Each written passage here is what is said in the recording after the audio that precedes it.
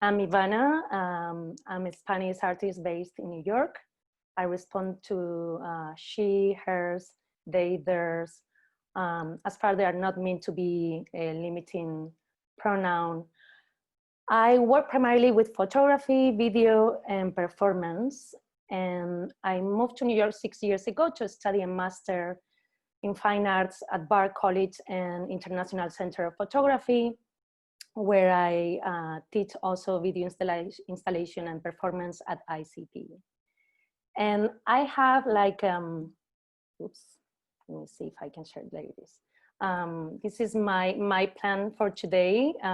Just to let you know also that at the end there is a short time for Q&A. So you have questions, you can keep them there in the chat or share later in the microphone. Before we start, I would like to ask you just to take one moment to think about the space where you are. Chris is very fortunate because she's in the middle of nature, but for those that we are indoors anyway, I would like for you to scan your body and notice the sensations and how the space is also affecting you. And while you do that, I'm asking you to do this because in my work, there are two elements that are very important, and it's the space and the body. I investigate the impact of the space in the construction of the self and the ways of seeing related to a car accident that left me with double vision. And that happens in 2002, so it's been almost 20 years. But this double vision is a little bit irregular and strange, and it's always very hard for me to describe. So while I'm doing it, I just gonna screen these images of female women from my maternal side of the family that I've been working with them in order to recreate the way I see.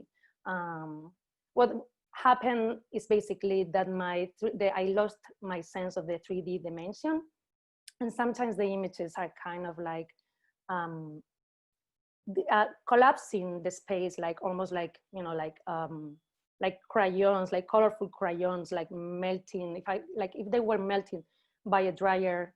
Or in other times, it's more like there is like a delay between the two of them or more, that kind of vanishing and disappearing.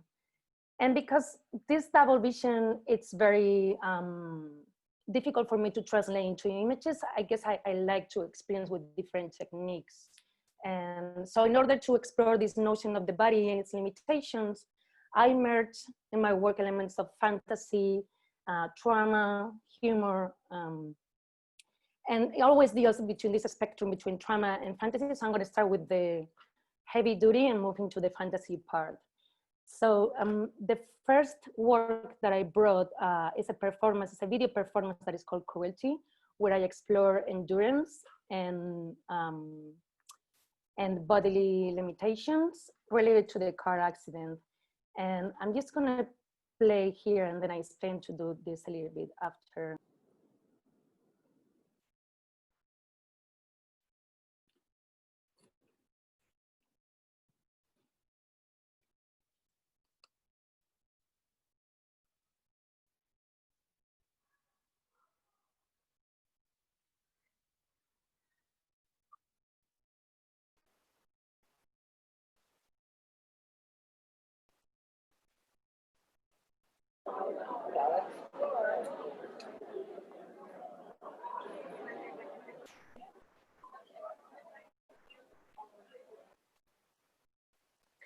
So in the performance, I roll to experience not only the cramped space, but also to communicate with the audience. And I have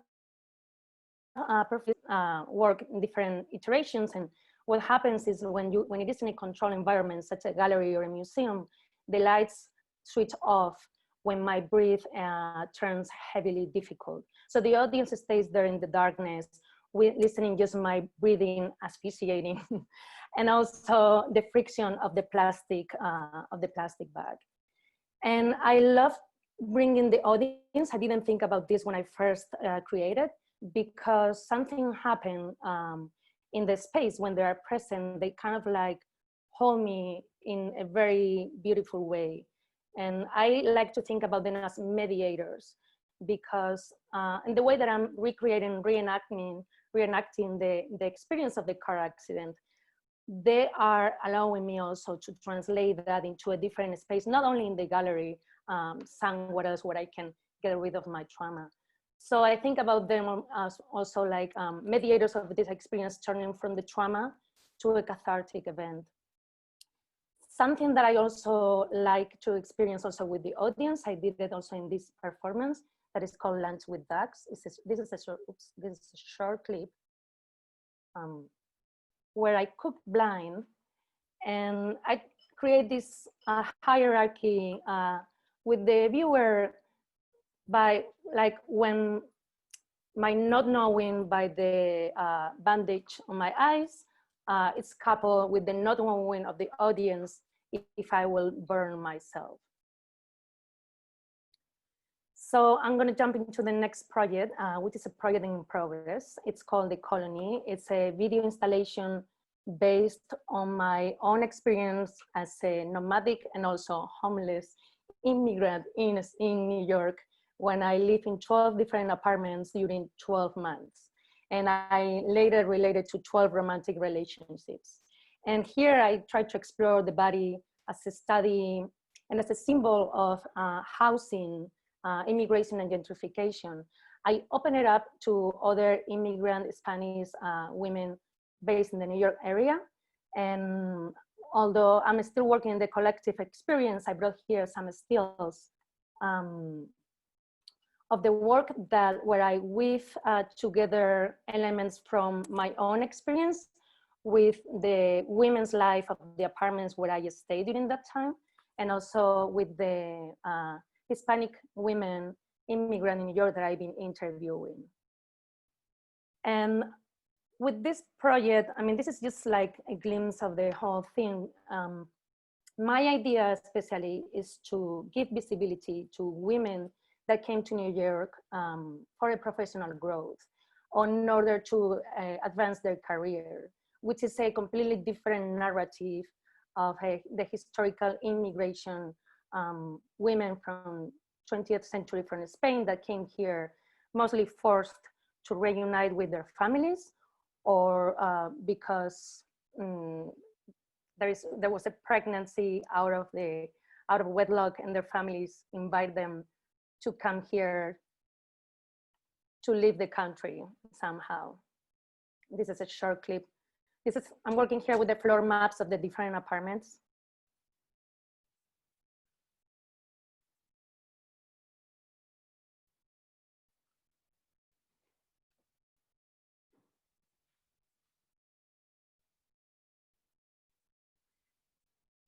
And on my website, it's still open. There is a survey for Hispanic women in New York.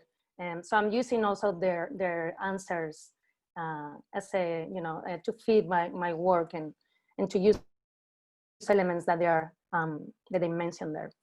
I brought only a few images from the isolation diary, which is the last work that I've been doing, of course, during the shelter in place. This is only a few pictures. I just wanted to show, because I brought also the imagery of the colony into the apartment of my boyfriend, where I was staying during the lockdown. And I was mostly drawing, and at the same time, I was having a lot of uncanny and very weird dreams. And I got to meet like different characters. And so during that moment, it happened to me that I thought, I'm going to create my first homemade science movie. And it turned out to be more like a mix between a video game and a science fiction. And I wanted to bring that here because it's also very recent. And just, I'm going to tell you just two things. One, it's, if you look closely, you're going to see the breast ultrasound results test from last May, from my breast ultrasound, which is like the landscape where the video happens. And also, like, the whole story is based in a real monkey that was launched into space by Iran in 2013. So without further ado, ladies and gentlemen, personas and personas.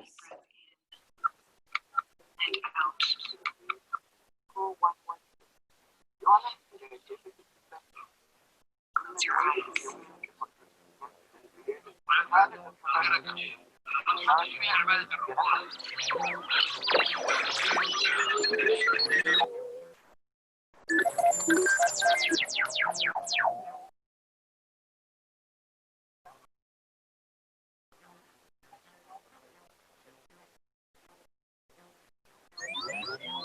The human has been neutralized.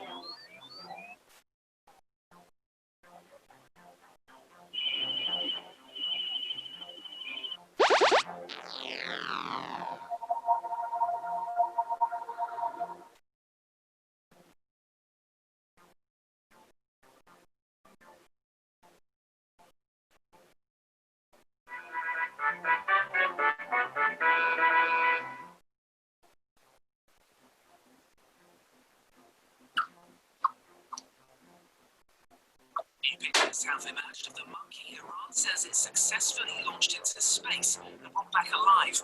Until now, state TV had only broadcast stills of the animal, which the Iranian Defense Ministry claims to have launched 75 miles into space on a Kavshgar rocket and brought back intact.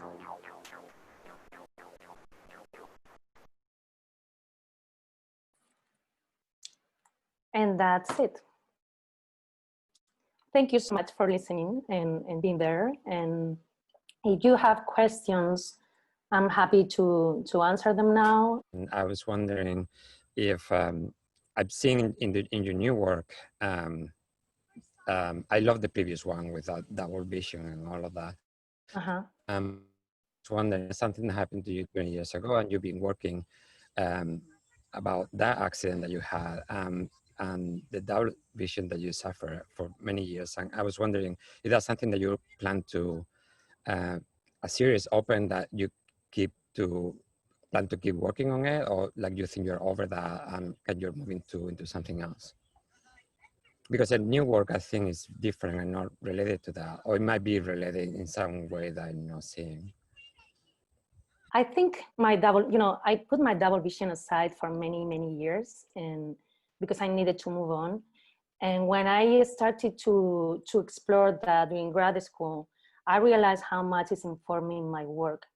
And usually I always give this as a context to people, because it's not about the vision itself, it's about the ways we see and the ways we perceive. I work a lot in the sense of perception.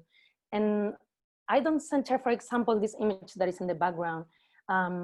I worked with this when I was experiencing the trauma here, because when I moved to New York, another part of what happened is like the first year, even when I put aside all my trauma, I just cried and cried almost for an entire year. And I didn't know exactly where it was coming from until I looked really deeply into this, and I realized that it was a car accident.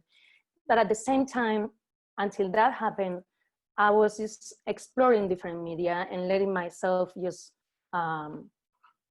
experiment. And that's what I think recently during the lockdown, that I was feeling again like the trauma or the feelings from the trauma were coming back, because of course, like many people, I haven't been in my best days, many days. And those images came back to me. And so it's kind of something that informs my work. I'm not planning really to really work specifically about that, because, for example, with the women, with the first series that I show, that's how I started. I mean, the first image of the women with their heads and the feet is because when I look at your head, I kind of see you okay, but if I look at your feet, there is a huge gap and I see your face and your feet. So that's one of the cases, but because it's very irregular, it's not like a pattern, so it moves around. And I think because I see how I see, I use a lot of layers and a lot of different techniques that sometimes I'm aware and sometimes not. But thank you for your question. Hi, this is Anisha from Niwot, Colorado. And I just wanted a comment first, my perception, and then a question about it and your work is that I really enjoyed, well, I enjoyed all of them. I like how you layer things. I like how there's information and it comes, some of the things that are layered in there come across as information and how information impacts us as human beings, you know, and they come in our perceptions and our thoughts. And the one where you were on the wooden floor in the, and it just showed you, it didn't show the participants in the gallery necessarily. And then you interposed those architectural formats of, say, a house, a blueprint of a house, you know, but they were drawn, and I liked that drawn aspect. But it did strike me as information, and what it triggered was last week or the week before, Dr. Chris Lee had asked us about what is time, because we had some time issues with some of the participants. And that's what it kind of reflected to me, was how our thoughts are always overlapping and creating this sometimes confusion, which sometimes those images overlapped so much over you. But then I liked how you also showed that the present moment is just multitudinous, you know. I mean, it has all kinds of aspects because it does separate. It's not like it gets all clogged up and then it's static in that clogged up. And so your work has that kind of flow. Even the piece that you're showing now, it has that kind of layered but aliveness quality, a living quality. So do you think about or have a perception of time when you're working? So that was my question. Thank you. I think I do have it in retrospect, not while I'm doing it, because there is also this window of time that no matter what I do, and always when I think, oh, this is done, it's not. There is always, when I start a project, it never ends. It always passes like around 3-4 years, even 5 years. And even when I say, oh, I'm not sure about this, and I put it in one draw, and then 2 years later, that's when I all of a sudden I have an experience, I mean, an inspiration, and I work with that. And before this work that I'm showing you, when I was doing straight photography, it was everything about time. And I was trying to link the past. I was taking photographs, for example, of craftsmanship artists in Spain in different generations, you know, how they interweave, I mean, like 3 and 4 generations together. And